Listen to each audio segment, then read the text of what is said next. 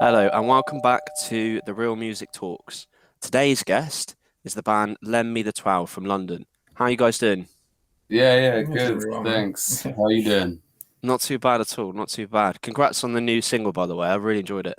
Thank Thanks, you. man. Thanks very much. Yeah, it's been a while coming, and it took a lot of preparation. But Yeah, things got massively delayed throughout all the lockdowns and stuff. It's yeah, took bloody impossible just to get together and just finish the last bits off. So it's a mm, bit of a weird kind of disjunct process. yeah. Just yeah, We're really pleased with the result, though. It sounds the way we wanted it to sound, the way mm, we were kind of picturing it yeah. in our heads. So yeah, man, we're chuffed, and thank you for the congratulations.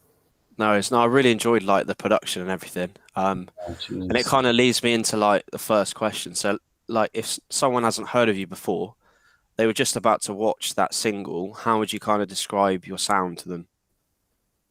Ooh, it's it's like a post-punk, but with samba and funk influence. I think kind of sums it up. We sort of put it as: is it punk? Is it samba? Is it funk? Is it rock and roll? You know, that's kind of the pitch that we're going for with that. And just very eclectic. But I think with that song specifically, Devil's Avocado, I think the samba influence really runs through, sort of in that acoustic guitar. And I think it's just we're the weirdest rock band around. That's what you're listening out for, really, when you ride the Lemmy the 12 train. I definitely talk about this a lot on these podcasts, but like not putting yourselves into a box and saying, we're this genre or we're that genre. Because I guess it can kind of like limit you as a creative. Mm. So let's find out a little bit about like how it all started for you guys. So how did you first get into music? Maybe answer this one like individually. hmm Um, well, for me, it is starting music very young.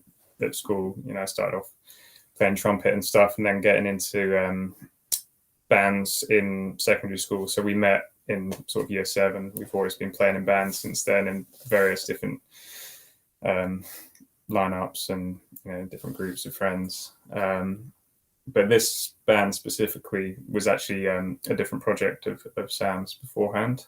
Mm. And I think that kind of ended up changing, and then I got involved, and then we became Lemmy the 12.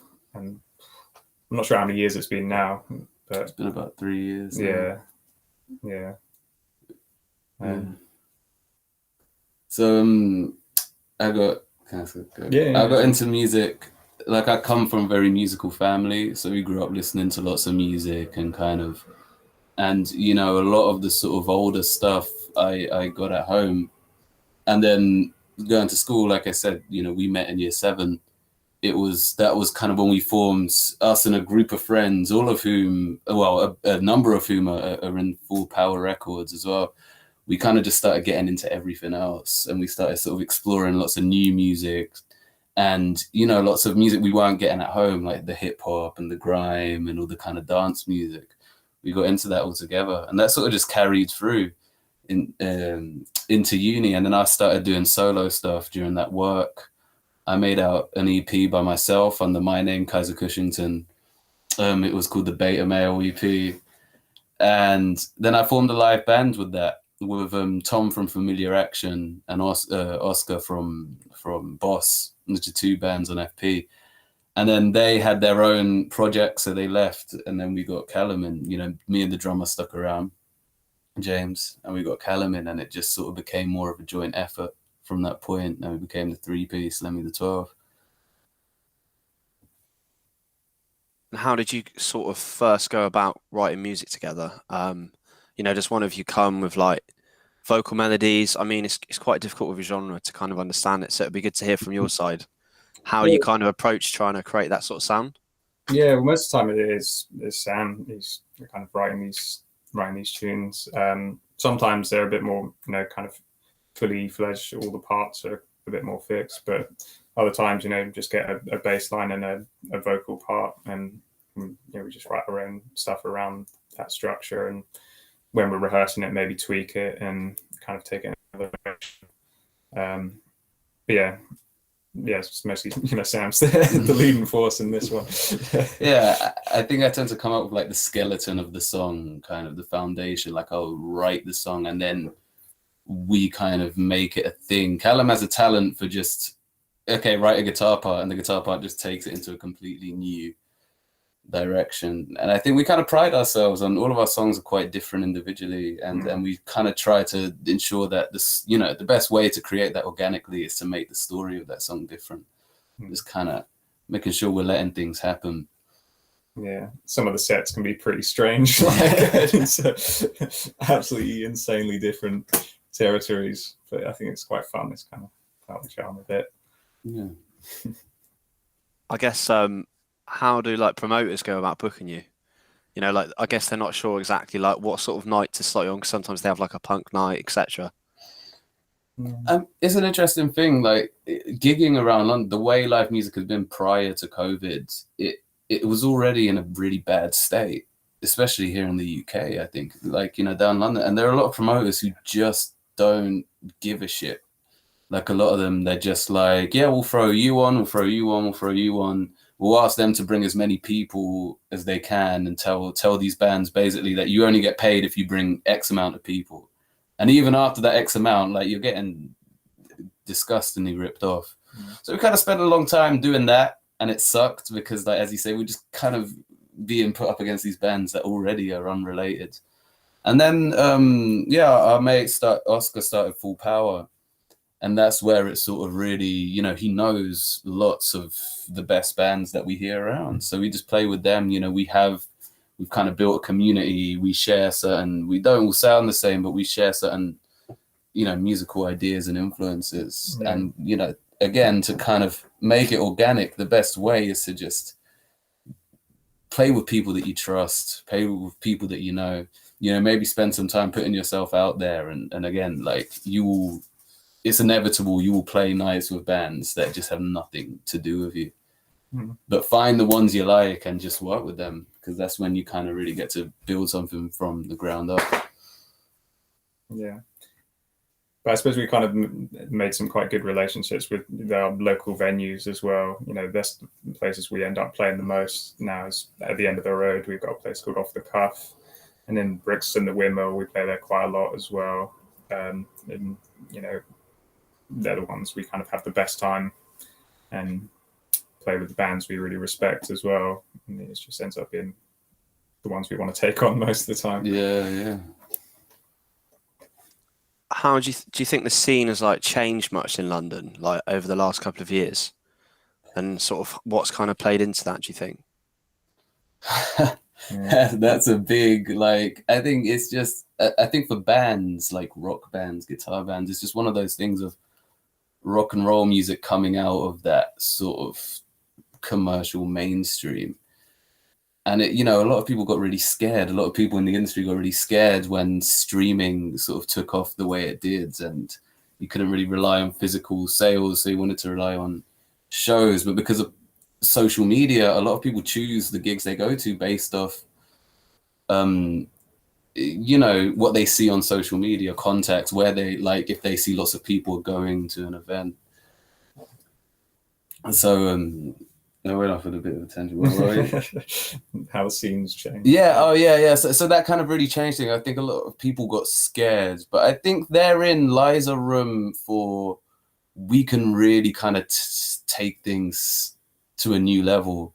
We can make things really different now, because there's a little bit of a void, and there's a little bit of a people so scared of kind of bringing something different, because they have this fear that rock and roll is becoming irrelevant. But like, genres of music, it just doesn't really work like that. Like being out of the commercial mainstream and being irrelevant, like two very different things. You know what I mean? And I think if you look at like what happened to jazz, when jazz left the commercial mainstream, that was when kind of in the sort of late sort of 50s and 40s, that was when people like Miles Davis started coming around, and really kind of it just became this hotbed for like experimental music and world-class musicians. And I think we can kind of reclaim rock and roll in that sense of just like not worry, not having the sort of industry standards to work up to, getting to create something vastly different and new.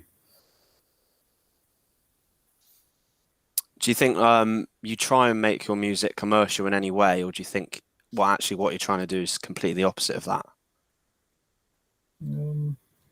I think it's still not trying to take it too far in terms of with the experimental route. Some things can end up just being quite jarring and a little bit irritating to listen to when they kind of go past that certain threshold. So I think making a lot of the songs, I think, we do things in odd time signatures and stuff, but you don't always notice it in a way, you try and make it a bit more danceable and keep it fun. Don't take anything too seriously. Yeah, I think if you define commercial as like sort of easy to kind of listen to and pick up, then I think we definitely make an effort. Like, as a songwriter, I make an effort to make sure that someone could hear it and recognize it, or kind of pick up the tune really quickly, at least for parts of a song, rather than just sort of, but again, that's in the influence. I like a lot of music that is also fun to sing along to and to dance to. And so I think there's always that element of wanting it to be enjoyable.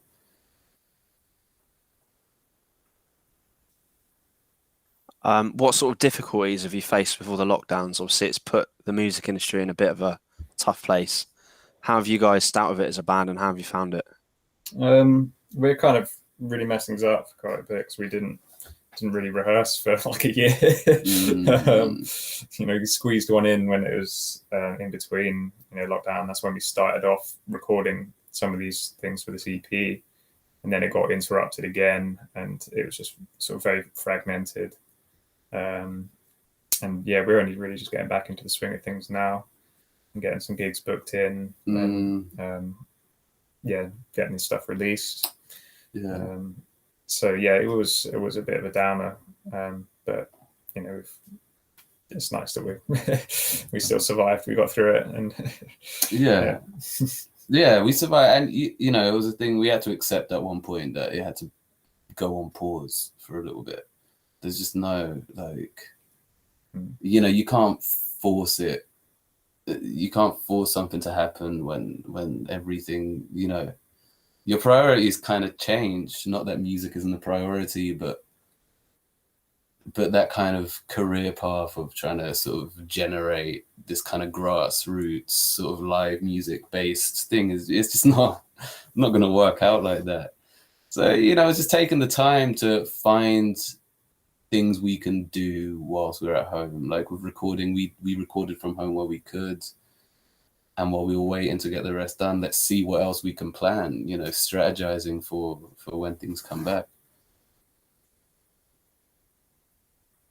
Yeah, I think a lot of artists have perhaps had to adapt to kind of like recording from home in a new way. And I suppose it can either add or take away from the creative process, depending on how you work. How have you guys found that? I've really liked it, actually, because beforehand, when we used to record at our drummer's workplace, they have a really good studio setup, but it's quite a way off, and we end up just spending the whole day kind of setting up, getting ready, and we're knackered by the end. So getting any recording done, the takes are pretty rubbish, and then we come back and listen to it. It's like, we kind of want to do it again. And we just spent so long just redoing all these same songs over and over again and never really getting anything out. But I spent the last year or so kind of getting more serious with the kind of recording setup at home. It's something I want to pursue a bit further. But it's been nice, because you can just spend all the time you need to just get it right and get it to a point that you're really happy with. You're not worrying about, the costs of time and time restrictions and things like that. I guess the negative side is you can take forever to get something done, just endlessly tweaking it. Yeah. But I found, we ended up being a lot more creative with our approach to this particular EP because we had, the time and resources to just get stuck in. Yeah, and I think making that move to recording here at Callum's home studio has been vital in our creative process. But you know, in terms of songwriting, like I took a big break because it was just, I couldn't force inspiration. It was hard. So I literally kind of went on to, all right, let me work on my personal life for a bit and try to just navigate, you know, I had to, at one point, you have to put your hands up and just say, right, like, because if you hold on to music and you start to chase it as this thing that, you know, despite this kind of great sort of global that's going on, I need to be inspired, I need to keep writing, and you know, eventually it just gets harder and harder, and you end up, you know, it hinders your decision making. So in terms of creativity, yeah, I'm someone who finds it quite difficult to be inspired without making sure that, you know, I'm finding inspiration around me. And so it was easier, or less of a mental strain, because there are personal tragedies as well. It was easier to kind of put the pen down for a minute. But it's also kind of doubled the thirst now that we're back, like, feel ready and determined to kind of really do what we want to do with this and make the music we really want to make, you know. Yeah, I think you know, if you're locked in a room for a long amount of time, it's quite hard to find inspiration and be creative. You know, like and I think a lot of musicians have struggled with that because you kind of rely on like going to the pub, going to restaurants, going to do things, and you find inspiration in everyday life. But when you're just stuck inside, it's quite difficult. You know, like you can watch guitar videos on YouTube till the end of the day, and then you're like, right, well, you know, it's not always the most inspiring thing to do, I guess. No, you know, like it's. I think it's good to know when to let go. I think that's a really important thing that as an artist of any form, like you just have to build in yourself, because a part of what draws us and what inspires us is that like constant want. But you have to know when to say, all right, let me just, you know, take a step back. Definitely. And what you were saying earlier about like trying to get it right, like sometimes if you're recording at home, you might spend too long on something. I find a lot of creative people kind of struggle with that, trying to get it perfect, if that makes sense. Yeah. How have you guys experienced that? Yeah, well, there's one song on our EP especially was actually really hard to finish off. We just kind of kept redoing it over and over again to try and find the right vibe, which it was quite frustrating. But I think in the end, we got to somewhere we were happy with. It was actually a less is more kind of approach with that one. I think we kept throwing stuff at it, thinking it needed something more to, you know, add to it and keep adding to it, and it just. Yeah, in the end, just kind of a bit more bare bones. It had a lot more charm to it. So it's part of just the learning process, really, I suppose, and getting familiar with a song as well. It does take time, and you're kind of constantly discovering what it needs. Yeah, which has been useful, especially for, you know, rejigging stuff for live as well. We've been kind of, after recording them, thinking, yeah, we can probably cut some bits from it as well, or yeah, just simplify it in certain ways, so it's just a bit more direct. I think setting a deadline is really helpful as well. Yeah, once we started getting our deadlines, like the work rate just really ramped up, and we ended up doing lots, because we did everything on this EP. We did it. It was DIY, so to speak. We recorded most of it at the home studio. We took the pictures for the artwork and the promo here. We did the video at the venue down the road. Like, we proper did it all off our, you know, and it's double the work, and we're running around sort of, but it's exactly not even the way we want it, because, you know, nothing's perfect, but it was what we had envisioned, that, you know, we got what we wanted to get done, and yeah, you know, it worked out. Now we know how to do it. It'll be quicker every time, easier every time. So yeah, and it's definitely be helpful having Oscar FP running the label side of things. I don't think we'd ever finished it otherwise. No, we needed to kick up the arse, yeah, which is normal. I think if you're creative, that's my advice to creative is find a person in your life to give you deadlines. Need accountability. Yeah. Find yourself like a buffer, someone who is your buffer for accountability with your creative work. It's quite funny. I had a guest on the other day, and they were talking about like the amount of managers they've been through. They're saying a manager's so important, but make sure you get a good manager. Don't know, but I think what you're saying is completely true. You don't necessarily need a manager, but just having someone that gives you some sort of push, whether that's deadlines or whatever. Because otherwise, as a creative person, you just never finish something. It's just an endless project. Absolutely. Find someone who doesn't like you and say, you can punch me in the face if I haven't completed my work on this day. Top tip. No, I love it.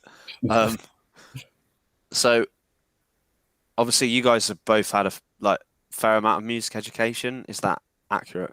Yeah.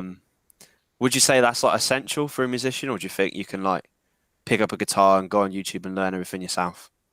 Yeah, definitely. It's more about your perspective on music, and I think just being really focused on what your influences are a lot of the time, and trying to just not be formulaic about things. I think you can tell when someone's genuine is far more powerful than someone who's technically impressive. Even if it's badly recorded and not particularly well played, it was played with a certain passion to it. I think you can really tell there's far more kind of humanity to it. Because I studied composition at university and stuff, and ended up at the end not really too sure what I wanted to do in the end. So I needed a kind of being part of the band again was a really nice way to get performing, because I was mostly just writing stuff, notation wise and things like that. Getting back in the band, it's a far more kind of communal experience, I think. That's what I loved about that as well. So I probably trailed off a bit. No, you're right. I think exactly. It's about, I guess it's, for want of a better term, having that soul, isn't it? Because I think theory, it's a language and it can help you, but I think being a great musician just means translating your creativity, the music that you want to hear, the music that you hear in your head, and making that really. And theory is helpful when it's well, how do I do this? I want it to sound like that. Oh, I use this kind of chord. I use, but yeah, you can't rely on it as a understanding functional harmony. Say, okay, I've got this chord, what ways can I go? That can be helpful, but it's also, you need to kind of go with your gut, I think, a lot. And you develop your own language over time, I think, musically, be it on your instrument, sort of you find this way that you do it. And I think it's just, finding ways not to limit your expression, being good at an instrument. You don't want to be in a situation where it's I really want this to sound like this, but I can't physically play it. No, you want to say, okay, well, let me practice until I can play it. And then suddenly you're oh, generally I'm a better player because of, I was true to my expression. I didn't let anything physically limit me from achieving that. And if theory, helps you with that, great. If you're able to do that without theory at all, then great as well. It's just what sounds good. Yeah, I completely agree with that. I love that answer. And I think almost you can become too musically trained, and then to be creative, you kind of have to unlearn that in a way. Trying to think of everything to be too rigid and structured gets you into a place sometimes where you're not as creative. Oh yeah, big time. I mean, we can go into certain musicians that are around now that like you talk a lot about theory and that like, we have to just, it's a fact they're amazing because they understand so much theory. And then you hear the music and you're like, yeah, but like, where are you? I hear the theory, I can't hear you, like your voice. Where is it? It happens a lot.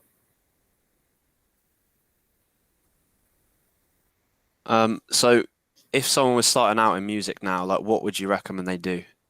Sort of based on that answer, I guess. I'd say listening is probably the most important part of it. Yeah, 100%.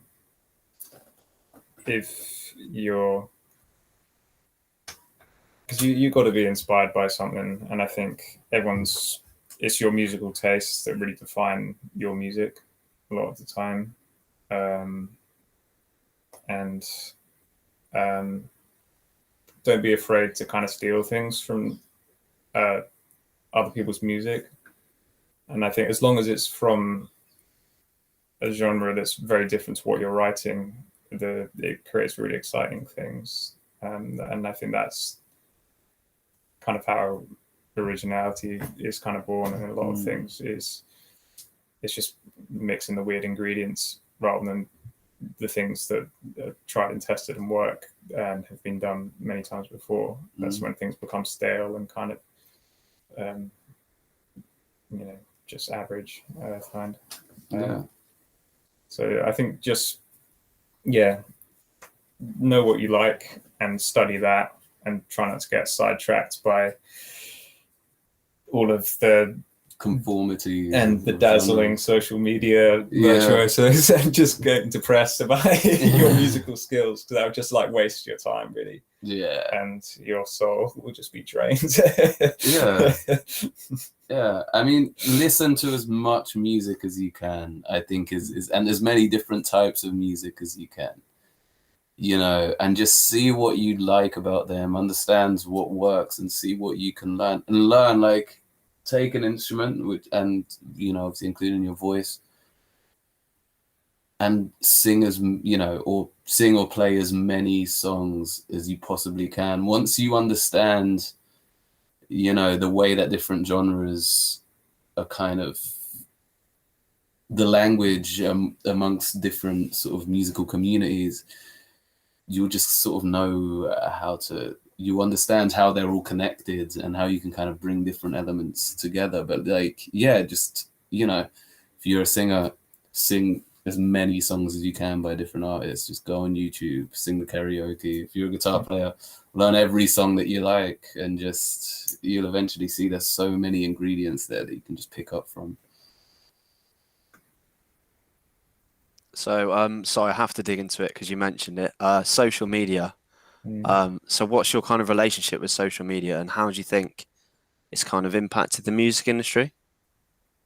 Personally, I'm pretty rubbish. I have about one Instagram post and I don't really use it very much. I find it just a bit overwhelming, and I just don't like getting stuff on it. It's useful just for kind of keeping in touch with people, I find, for me personally. I probably should use it. I think I'd probably be far more successful with that. I was trying to kind of do it for, in terms of the business terms of things. I probably would got a lot further in life, but but it's important to understand that a lot of it is just imagery, and sometimes that's important. Having control of your image is really important in any industry. But it's not necessarily telling of how successful you are or aren't. There are people who have very few followers who've done a lot of work, and people with loads of followers, but they're not making any money or anything like that. It's the same with streams on Spotify, views on YouTube. They really don't account to much individually. Obviously, having that recognition and fame, you might then get sponsorships, or as a band, you might get offered to play at places, But social media is just a kind of window into who you are and what you do, and kind of how it's a conduit, right, for your image, and how you choose to use it, I think, really depends on you. And it's just, if you're consistent with it, it's more That's the most important thing. So some bands like rarely post, and when they do, it's only essential information, gigs, releases, and there's this kind of mystery to them, and people, it's not compromising their success at all, you know. And I've seen people who overpost, and you're like, oh my god, like fuck this, unfollow, like I can't deal with this anymore, like, you know. So it's just, it's a way, it's knowing how you want to connect with your audience first, and then seeing how social media will fit into that. But also remembering that there is a lot of bad, horrible stuff going on social media, and there is a lot of, it's used in some really dark ways as well. So like, just remember to take it with a pinch of salt. Yeah. But one massive positive social media is definitely sort of the YouTube side of things and educational stuff for music. The quality of stuff is incredible. Like, I've definitely learned things that are better than my degree on on sure. YouTube. There's like incredible stuff you can get for free, and there's definitely things that stuck with me and changed the way I've thought about approaching music sometimes.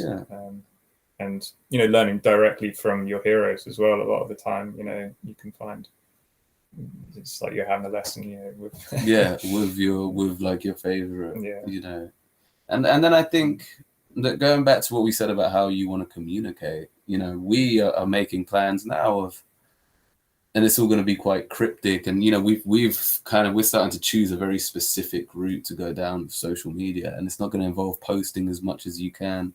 It's more going to involve, we're almost kind of canonizing the universe of Lend Me the 12, which is fun because we can just self-reference and take the piss and bring in other things that we love into our music, and be in control of social media in a way that works for us and that we find entertaining. I love it. So we're nearly out of time now. It's kind of flown by. But I've got, I guess, 2 last questions. One would be like, what's the plans for the future for you guys? And then it's kind of, is there anything else you'd like to leave the audience with? Well, I think plans for the future, really, I definitely want to start taking on a lot more recording with the band, and start recording other bands as well. I've really started to love it, and I think it's something I'd like to do professionally eventually. It's an expensive hobby at the moment, but someday when I get there. It's getting close, at the moment.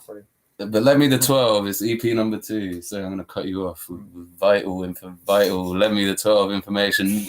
We're going to start recording EP number 2 very soon. So you heard Devil's Avocado. Did you hear the rest of the EP? Just that track. Okay. Well, so the rest of the EP is out 11th of August. So hit us up on all the social medias that we exist on.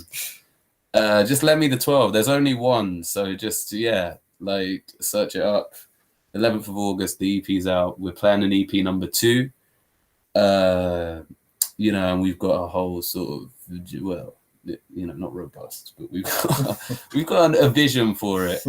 And then back, gigging coming back up. We're supposed to be playing 28th of August in Stepney Green at the George Tavern. We've got a gig opening for Our Family Dog at New Crossing on the 26th of October. So we'll be gigging again, and we'll be releasing more. So just watch this space. And those are the plans. It's all down the line. There's lots of songs to record, and now we're finally actually getting into it. To a routine of doing it, so it's all sort of it's all kind of, it will be coming together over the next few months. Cool, sounds great. Appreciate your time, guys. Thanks for listening, everyone. Pleasure. Yeah, take care. Take care. See you, mate. Bye.